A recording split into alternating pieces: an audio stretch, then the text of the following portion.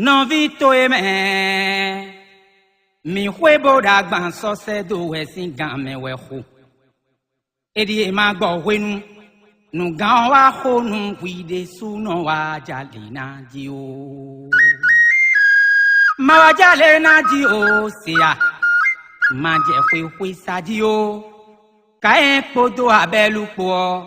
non vi we yin bo ifo sagbe bo jinu kunde gbele o ewe ka en so hwe akulu no ba akulu no gbe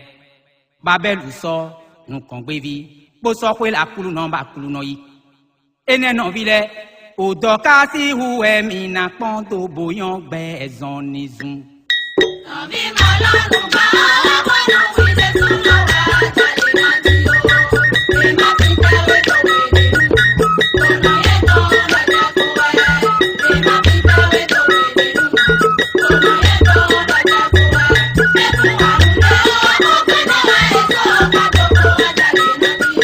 non vi mo lorun ba wa no wi de so no wa jale na ji ma wa jale na ji o ma je hwe sa ji o ma wa jale na ji o kone ihu ewe na pon to boyan gbe ezon nizun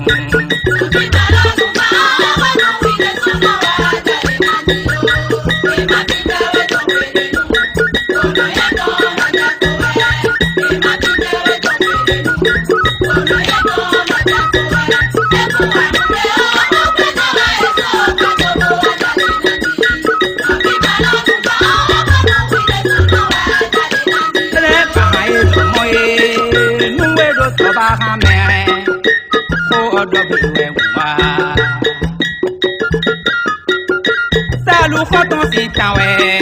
ye me khoton we de lebo ye kale so sadu ye so numbu na du no ye ka no mo ye ye so sina numbu no me ye de jewe ye ka no mo tan ye ka yi me de bo ye kelesi ai pingba ji ye ka de o bo kanele kele do ai pingba ye ka we no yuesi ye kunka hofio bo ye do gbe ko bo do dido idoji ni de suna gba singo bo ye do be se gbe ganji bo mendo ko wa do dido ido mi le kana gba singo mi na hotel do kutonu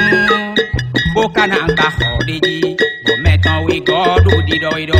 akwe asobo yi hotemena aso ina na so do wa dina gele ona gbade we nkade